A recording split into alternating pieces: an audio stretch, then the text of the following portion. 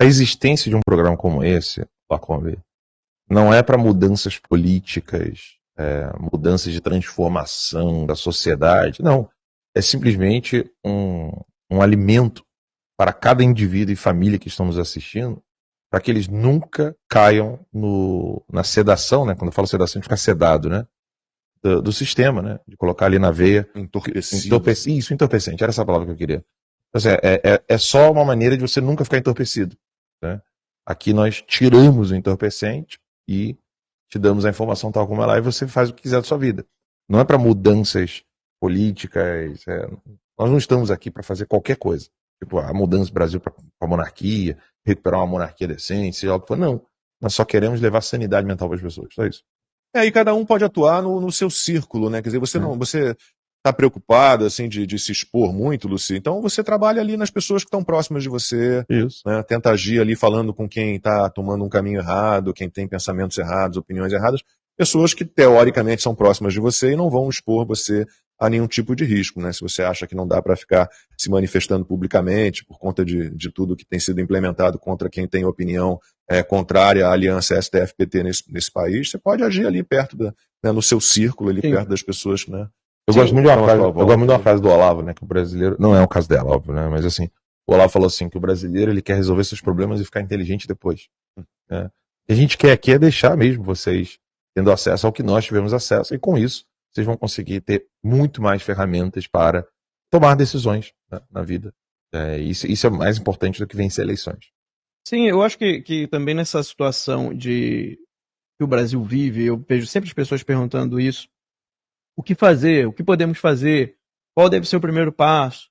E às vezes eu dou a resposta, eu sinto que as pessoas ficam meio frustradas porque elas esperam algo como uma solução mágica ou uma solução a curto prazo. Tá? O que eu estou falando aqui é anti-market. Totalmente anti-market. Vou falar agora, é totalmente anti-market. Não existe solução fácil nem a curto prazo. Porque o problema é muito grande, é um problema muito complexo, é um problema que se desenvolve no Brasil há séculos. Porque se a gente fosse traçar a origem do problema, está lá onde o Alan comentou, Marquês de Pombal. Quando ele expulsou os jesuítas do Brasil e, em consequência, ele expulsou todos os professores que o Brasil tinha.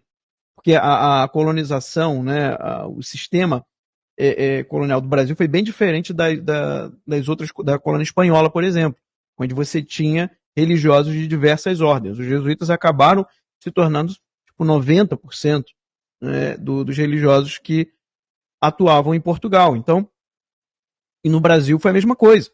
E eram eles que davam aulas, eram eles que implementaram as escolas, foram eles que fizeram a gramática da língua dos indígenas, ensinar português.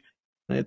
Então toda a parte educacional estava na mão dos jesuítas. Quando o Marquês de Pombal tirou os jesuítas do Brasil, ele não botou nada no lugar. Ele simplesmente tirou. E aí, quando Dom João VI chega em 1808 e ele precisa de um médico, não tem médico.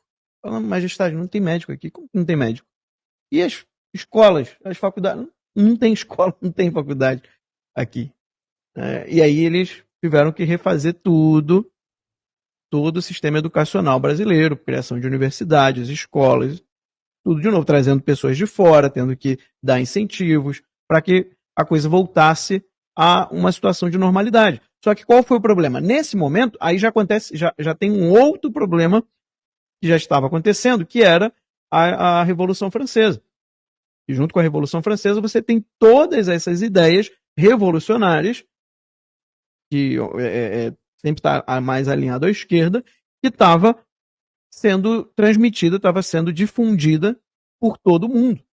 Inclusive no Brasil, inclusive na corte portuguesa. O próprio Dom João VI faz uma certa resistência a isso. O Dom Pedro I, que foi uma pessoa incrível, mas ele também já tem uma visão bastante influenciada por essas ideias revolucionárias. Obviamente que não se compara com os revolucionários que estavam na corte portuguesa e nas outras cortes europeias, porque ele teve uma educação bastante distinta dessas pessoas. Mas você já percebe ali certas ideias revolucionárias começando a entrar, a invadir. E aí isso vai crescendo, até que você tem o golpe da República, e a partir dali outros problemas vão se somando. Aqui, se fosse parar para explicar tudo em detalhes, né? A gente faria um curso só sobre isso, então não dá. Mas o que eu quero dizer? Que o nosso problema hoje, ele tem causas de séculos atrás. E que foram se somando. Então, assim, querer mudar tudo de uma vez, é óbvio que eu entendo, né? A gente vê um mal, a gente vê um problema, a gente ama o nosso país, a gente quer extirpar de uma vez, né? A gente quer tirar logo esse mal, a gente quer logo resolver o problema, porque a gente sabe o potencial que o Brasil tem, a gente sabe o potencial que o povo brasileiro tem, a gente quer ver o povo brasileiro prosperando, a gente quer ver o povo brasileiro feliz, a gente quer ver uma nação livre. A gente sabe que isso é possível, tá? Só que é o que o Alan repete aqui, a frase de São Tomás de Aquino. A primeira coisa na ordem da intenção é a última coisa na ordem da execução. Ou seja, você primeiro pensa na finalidade que você quer chegar. A sua intenção é chegar lá. Mas até você chegar, vai ter um caminho árduo. E muitas das vezes nós não vamos ver isso. O Mike Bentz falou isso no CPEC. Né? Nós não veremos, no nosso tempo de vida, a solução. E isso ele está falando do problema americano, da burocracia e do deep state americano. Ele falou, nós não veremos a resolução total desses problemas no nosso tempo de vida. E uma vez que eles estiverem solucionados, não significa que o problema acabou. A gente precisa ter uma eterna vigilância. São palavras do Mike Bentz, lá no CPEC. E eu repito aqui a mesma coisa. Então, assim, qual que é a primeira coisa que você deve fazer? Você que está assistindo aí, você que está no Brasil, você que está começando a entender o tamanho e a profundidade do problema que a gente tem no nosso país. O que a gente deve fazer? A primeira coisa é informar-se. Você precisa saber o que está acontecendo e entender as causas do problema. Não adianta querer solucionar um problema que você não entende de onde ele veio. Porque se você tentar solucionar um problema aqui que você está vendo, é só o efeito, você está vendo o efeito, sem entender a causa, a sua solução pode piorar o problema. Porque você acha que o problema está aqui. Né? Igual a gente falou ontem, o problema é investimento, é dinheiro, então vamos jogar mais dinheiro. Não, o problema não é dinheiro. E se você jogar mais dinheiro, você vai piorar o problema. O problema educacional do Brasil não é dinheiro. Né? Então, você tentar pegar mais dinheiro, jogar mais dinheiro lá, você só vai piorar o problema, porque um dos problemas é a corrupção. E quanto mais você irrigar de grana, pior vai ser a corrupção. Então, assim, não adianta querer achar soluções antes de entender quais são as causas verdadeiras dos problemas. Então, a primeira coisa é informar-se. A primeira coisa é entender. Uma vez que você entendeu, qual que é o segundo passo? Mostrar para as outras pessoas. Informar, explicar, conscientizar outras pessoas. Tá? Esses são os dois grandes passos. Eu acho que é o momento que nós estamos. Aí é óbvio, né?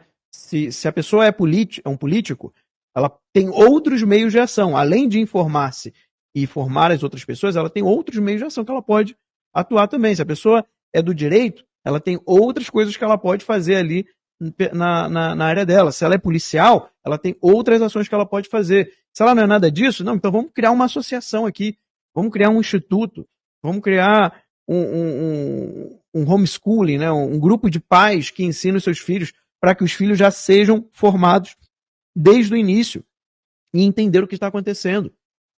Entende? Em vez de você querer pensar direto numa solução total para o país, começa a pensar em soluções pontuais. Mas aqui já é o terceiro passo. Tá? Aqui já é o terceiro passo. O primeiro é informar-se, você tem que saber o que está acontecendo, entender as causas do problema, e isso aqui é um trabalho que leva tempo. Depois, informar um grupo de pessoas ao seu redor, pessoas que você confia, pessoas que você sabe que vão entender, que têm capacidade. E a terceira coisa, aí sim, é começar a pensar em soluções locais. Tá? E eu pararia aqui. Eu pararia aqui, porque se a gente conseguir chegar até este ponto, nós vamos estar muito melhor do que nós estamos hoje.